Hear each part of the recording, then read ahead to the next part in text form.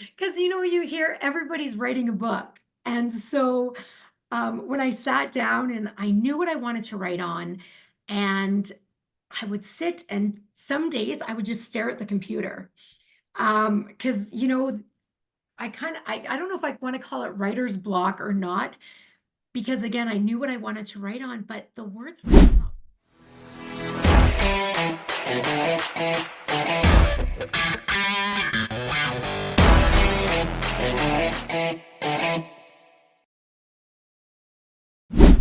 Hello, Empower Nation. Welcome to Empower Her Money podcast. Today's episode, I get to interview Carlamay. She comes to us from Canada. She is a retired police officer and author of the book Youth Truth. Today's episode, we're going to concentrate on talking to our children as a parent in today's society. We're going to talk about being pink in a blue world and what that means.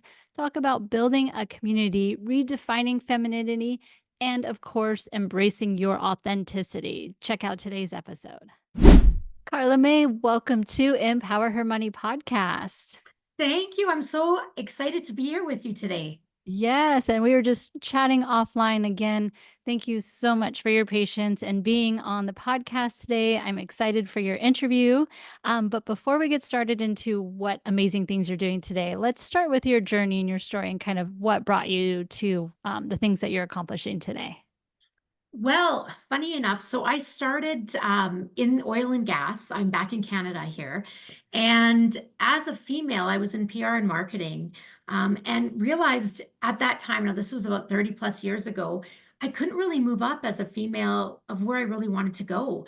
And so, I was looking around and kind of trying to figure out, well, where else, what else do I want to do? I got my psych and sociology and a minor in music, but I didn't want to go be a teacher if I, wanted to do some more work with psychology, and I didn't want to go clinically. So, of course, what's the next best thing? Oh, well, let's see, maybe policing. So, looking at that as a female, I was able to do the same thing that a male did and make the same amount of money. Now, I'm not, like the bra burning type woman of rah, rah, but I think that men and women have so much each to offer, and we each have strengths and weaknesses, and I believe can work so well together as, in different jobs.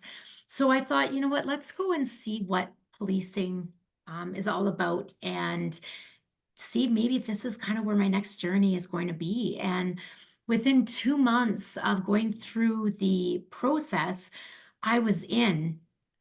So I kind of knew the doors were open at that time. Now, I had never touched a gun. I had never been in a fight.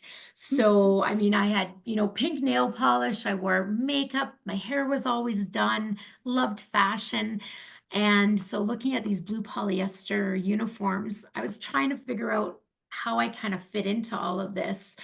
And, you know, when I look back now, I kinda shake my head because I don't think if I was in that position now, if that's kind of, the direction I would go. Mm. But back at that point, I was 26 years old, and I think, I was ready for kind of anything I think to be put into my path. Yeah, that's awesome. Thank you for your service as well. Oh, thank you. So, how did you transition out of that world and into, the things that you're doing today? So for 8.5 years, I worked in the high schools, and that was one of the most impactful times that I had. And youth and women for myself have always been a huge passion.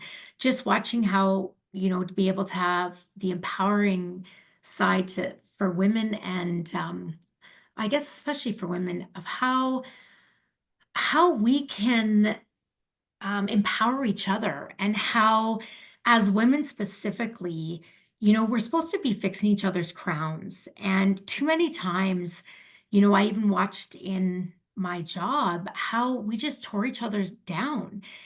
And I started watching that more and more. And so within the high schools, working with the administration, with the teachers, then with the youth, and kind of as my career started coming to an end, the body took a toll. I ended up getting diagnosed with PTSD about a year and a half ago. Mm. And I really had to take a look of, I have a 15-year-old son with my husband, and where my body was, where my mind was, and where I was. And I really started looking at the fact of I was felt um, to start writing a book. So I started that, as well as I started getting asked to speak. And so when I started looking at work-wise policing, I really felt it was time to kind of close that chapter. And I really felt led. I was raised in a Christian home, and so I really felt actually God showing me, you know what? He was ready to take me and have me blossom in a lot of different other ways. So I thought that was kind of my sign to really start looking at the next chapter and the next journey. Very nice. You talked about being an author. Tell us more about the book and going through that process of actually finishing a book and becoming a published author. Okay, it's not as easy as I thought it was going to be. Because, you hear everybody's writing a book. And so when I sat down and I knew what I wanted to write on, and I would sit, and some days I would just stare at the computer. Because, I don't know if I want to call it writer's block or not, because again, I knew what I wanted to write on, but the words were just not flowing as fast as I thought. But yet at 3 o'clock in the morning, my mind would write an entire chapter. So I would have to get out of bed and start writing. Or at 9 o'clock at night, that's when my creative mind started going. So I really learned that the creative mind is not a 9 to 5 or 8 to 6 type of thing. Um, and so I wrote the book, and it's called Youth Truth: Engaging in Conversations That Can Change Lives. And what it specifically is geared towards is us as caregivers of youth, parents, teachers, social workers, how we can engage in so many conversations that I think a lot of us are either afraid to have, or we don't know how to have them with our kids. Mm. I've got 9 stories in there dealing with suicide, bullying, self-harm, pregnancy, all of this stuff that is happening in our schools and with our youth. But a lot of times as parents, we don't realize they're going through, or we make assumptions about them. They make assumptions about us, but we never actually get together and have that conversation. So I'm wrote it as a tool, not only for the parents, but I think also for the youth to read, so they can realize they're not alone. And it gives them a Mm. little bit of how to have those conversations with their parents. Mm. Great. So then share with us, what are some of the tools? I'm a mother. My daughter's 21, and she'll tell you the same story during her high school. It really started in 8th grade. From like 8th into 10th, 11th grade, I used to tell her like, I love you, but I don't like you right now. And we definitely struggled with communication because I don't understand what it's like to be a teenager in today's environment. I grew up 25 years before her, and I understand it's a much different world. And we have social media and all these other things that she has to deal with that I didn't have to deal with. What are some tools that parents could utilize, in today's environment with these kids that are growing up in just a completely different world than we had to experience?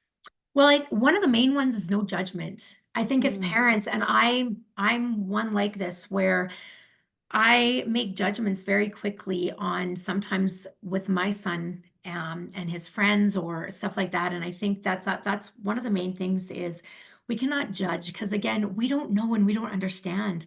Hmm. Um, when we went to school, we could get off the school bus or walk home, and everything ended.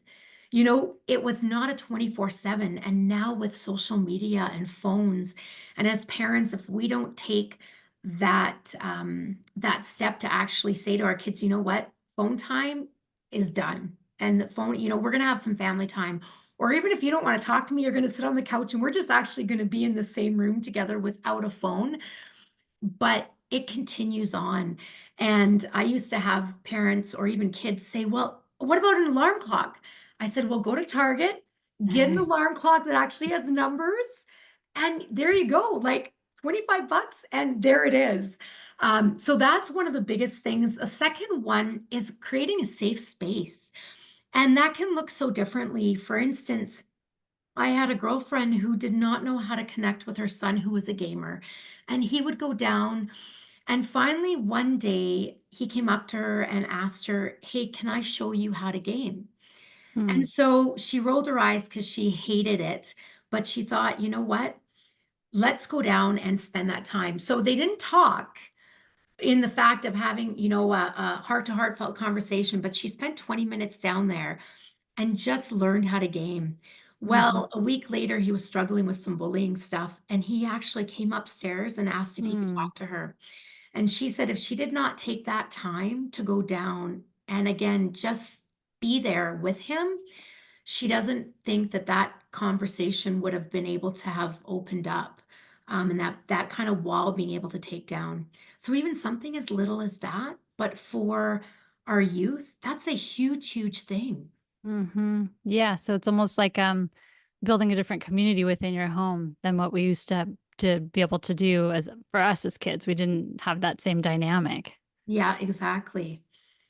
Yeah, that's good stuff. Exactly. So we'll switch channels just a little bit. A lot of my audience is entrepreneurs, and I interview women, and although I never really truly know who is all out there listening, I believe that a lot of it is women. Let's talk about maybe some tips and ideas for them as you've gone through your journey.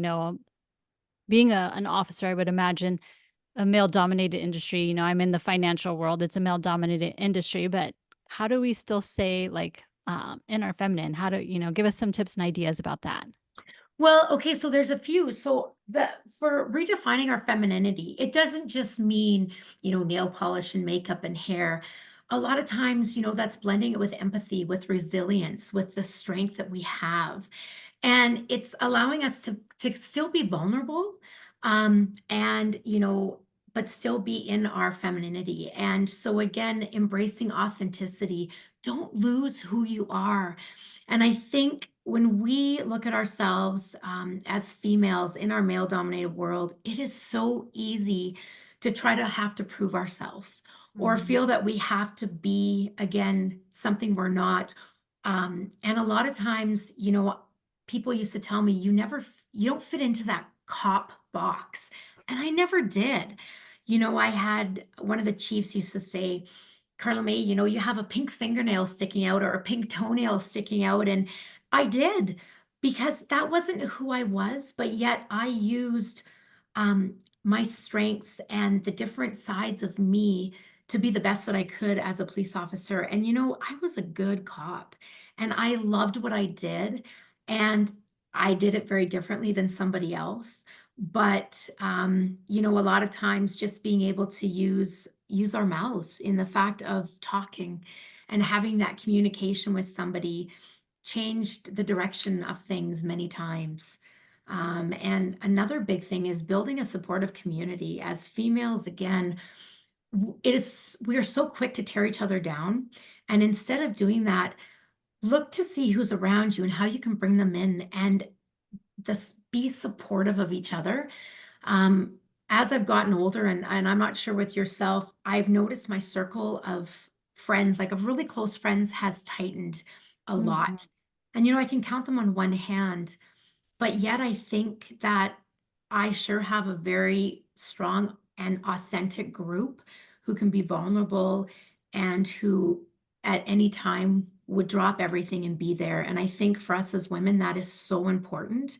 And we tend to lose that when we try to prove ourselves and be something that we're not.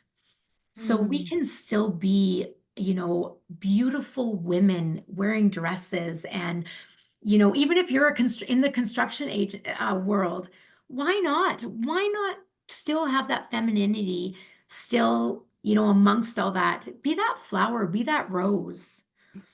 Yeah, a vision that comes to mind, and I can't remember the name of the movie right now, but the character's Elle Woods, and she's wearing pink, and she's the attorney, right? Going to law Yes. school, Harvard, in pink when everyone else is in a sea of black and blue, you know? So, I definitely love that. Obviously, all my colors for this podcast are pink, and I love walking in as the pink and the sea of blue because, I'm just confident in myself enough to know that no matter what color I'm wearing, I am who I am, but just to have that kind of difference from other people. So I get that as well. I'm curious, Carla, now that you've had your career, you've written your book, what do you see what's next for you? What's in the future that you want to do? So getting onto stages is a huge thing because I think that just being able to have that impact, and Mm. that's really important to me. I'm also looking at starting a podcast. I'm believing in January, but specifically for youth, so that youth have a safe platform that they can come talk about things that they have struggled with or gone through, and then be able to, if their family are open to it, the family to come on and talk about what they did, what has worked, what hasn't, so that they can be a light and, as I call it, a diamond for somebody else that maybe doesn't feel that they're doing the right thing or that they know how to do something. Because I think that that's really, really important. That would be awesome. I'm a huge proponent of podcasts, obviously, but I listen to and consume a lot of podcasts. And if my daughter's in the car driving with me and I turn it on and she just kind of rolls her eyes because I'm listening to stuff that, is meant for me and my age and business. And that would be nice for her to be able to have some podcasts that are educational and inspiring and uplifting. And, there's some others that are out there that I don't feel are really something that would want her to listen to. So if we had some more options for her that would be more fulfilling, I think that would be amazing. So I encourage you to definitely get that started. And I love what you're doing with that. Carla May, if our audience wants to learn more about you, get a copy of your book, where is the best place for them to find you? So my website is www.carlamaysheremata.com, and my book can be found on Amazon as well as any bookstore chapters in, I guess, Indigo here in Canada, as well as any of the online bookstores. Awesome. Well, I really appreciate your inspiring story and all that you are giving back to the community. And I appreciate you being a guest on Empower Her Money. Thank you so much. Are you a business owner looking to increase your profit? Imagine transforming every podcast guest appearance to profit. It's your turn to shine as a podcast guest. I have created a course just for you. It's the secret to profiting from podcasting and being a guest. Go to podcastmoneymagnet.com today and check out this incredible course that's going to teach you how to grow your brand and grow your bank account. Feel the shift as you master being a podcast guest. Podcastmoneymagnet.com today.